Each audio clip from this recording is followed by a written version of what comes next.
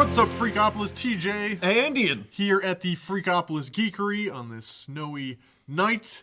We're here for episode 5 of Freak Enterprise. We're getting towards the end of January. We've been talking a lot about cool books that we found at previewsworld.com. Mostly coming up in March. For the most part, and as we come to the end of that, we'll soon be moving on to stuff coming in April, but we've managed to find some really cool stuff for one of these final weeks. But we're also dipping into some gaming this week. No doubt. There's some really cool stuff on the horizon. And I think we have some excellent picks for being towards the end of the month. I think we do too. Dad found some good stuff and I'm into them. So yeah, stick around for the end of the show to hear about some D&D news. We know our community and audience will be super into that. We've got some thoughts on it. But for now, let's take a look at Previews World. We've got some great books, including Strange Academy, #1, written by Scotty Young. Great writer, super funny. Has done a lot of Marvel, did a lot of Deadpool, as well as his own creator-owned stuff. That was really, really good too. You'll know the name if you've read enough Marvel. Absolutely. And art by Humberto Ramos, who I mostly know from Amazing Spider-Man. Okay. We'll come to that later when we look at the preview. I mean, you have to be at least a certain degree of skill to land that book. So. Yeah, no, absolutely. I mean, he's sort of a rising name in the Marvel scene. Always like that. But Strange Academy is a new ongoing for Marvel that deals with Doctor Strange and many of the other mystic arts practitioners in the Marvel Universe. Essentially, Doctor Strange is back.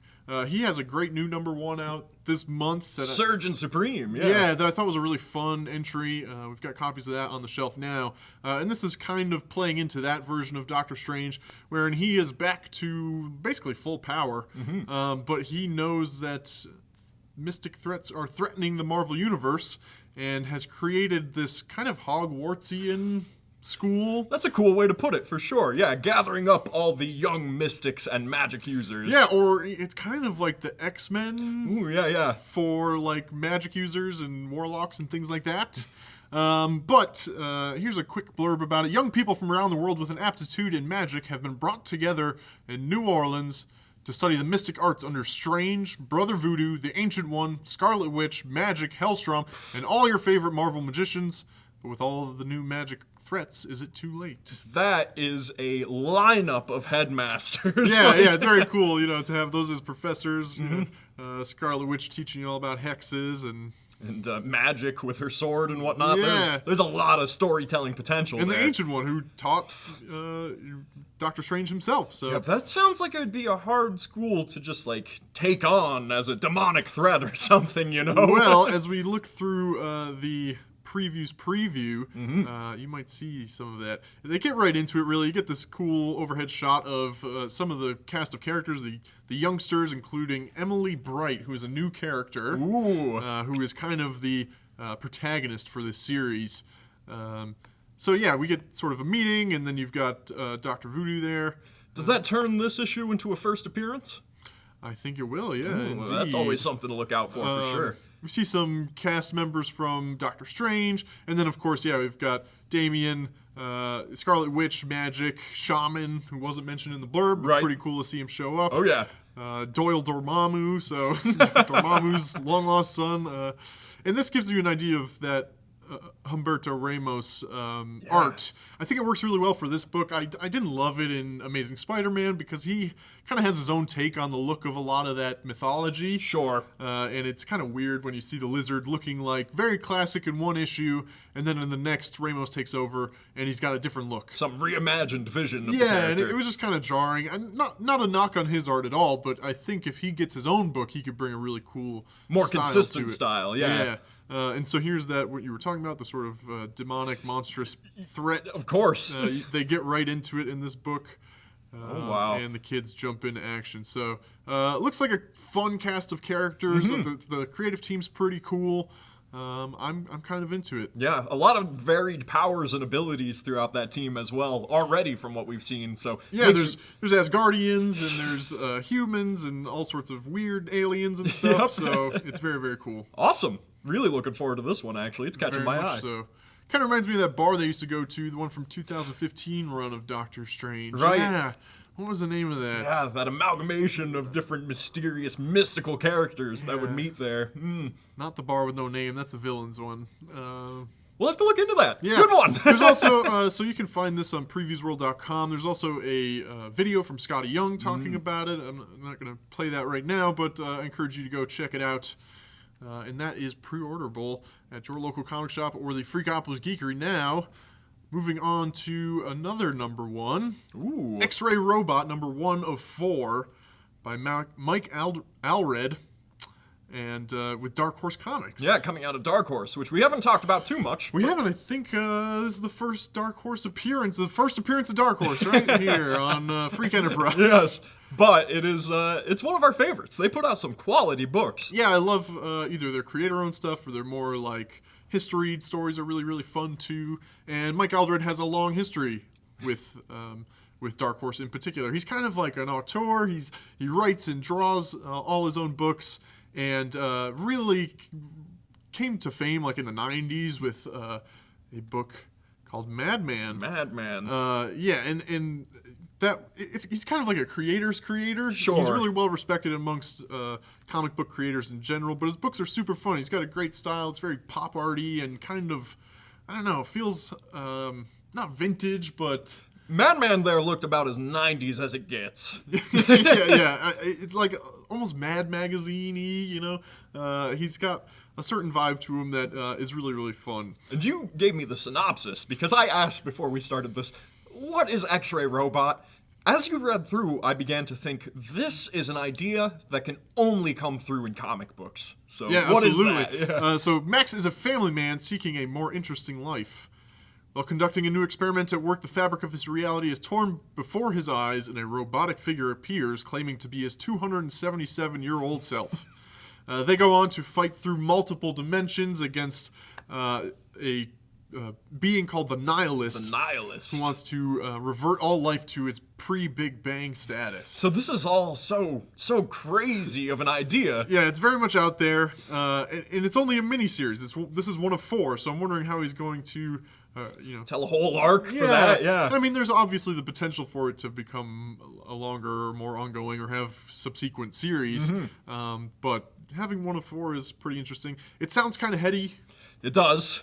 Which can be really fun for comics, you know. Oh, yeah. Things like Doom Patrol or like Cave Carson is kind of in the same realm, I feel like. Yeah, and very cool cover. I'm going to assume that is the main character... Max. And then behind him, his 277-year-old self.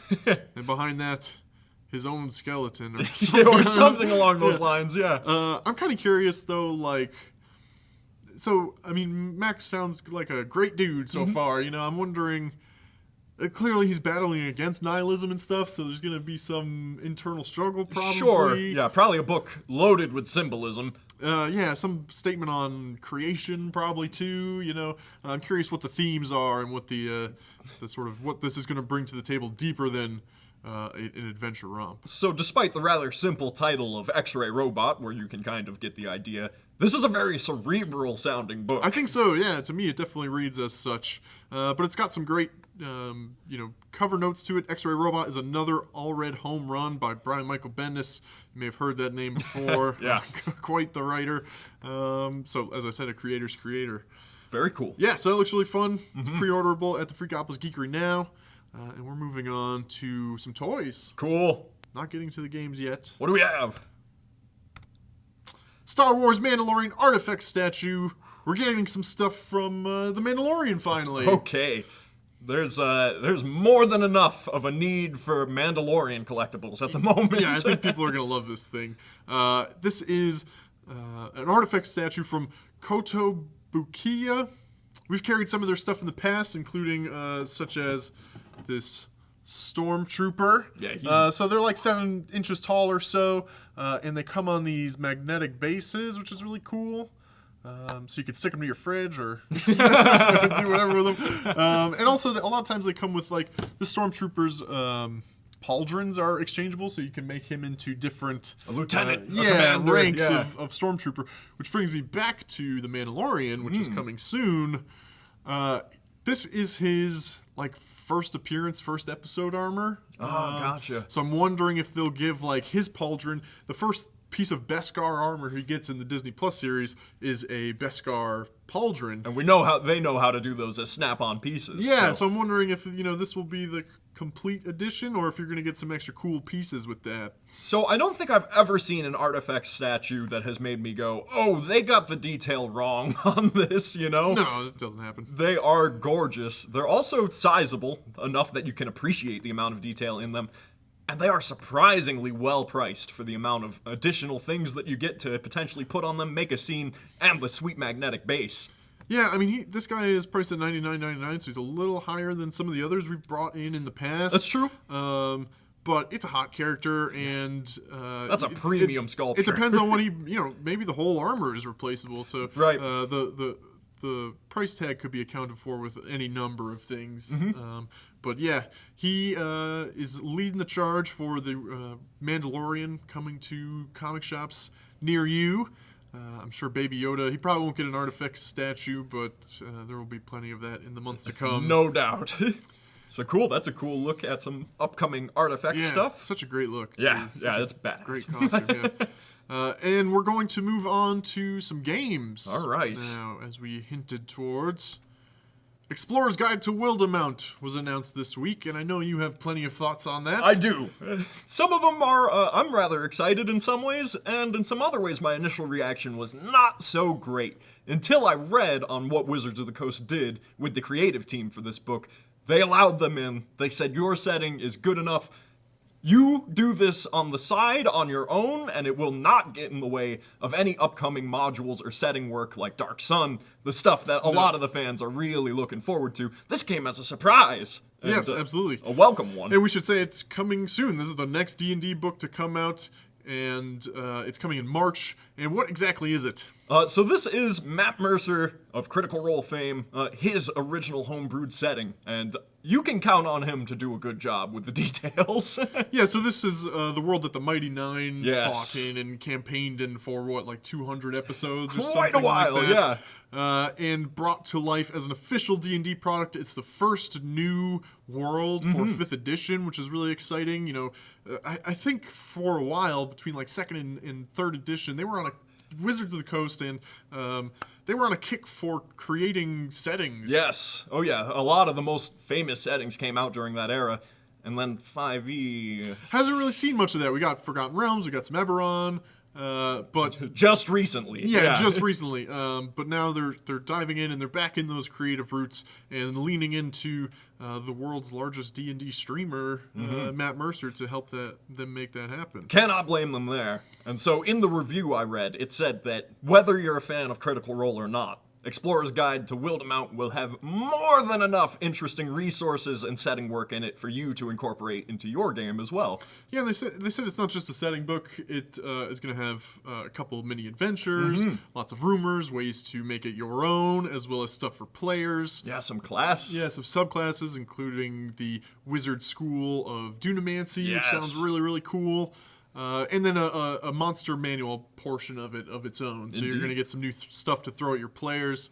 And it's 304 pages. Yeah, So that's a it's sizable book. Yeah, chunky little book there. So, we've already had a good amount of interest in this with pre-orders and whatnot. If you're looking for it, just let us know, and we'll put it on the list. Send us a message. Love to hear from you. One last thing I want to note on this is the cover art. Yeah. Is really beautiful. It is. But it's kind of a departure from the traditional 5th edition style, isn't it? They did have in-house style that they were going for, though they have an array of various really skilled artists that do the fantasy artwork within the books. This is immediately recognizable as a different take with that really bold darkness and whatnot. Yeah, it's a little less realistic, impressionistic, and a little more...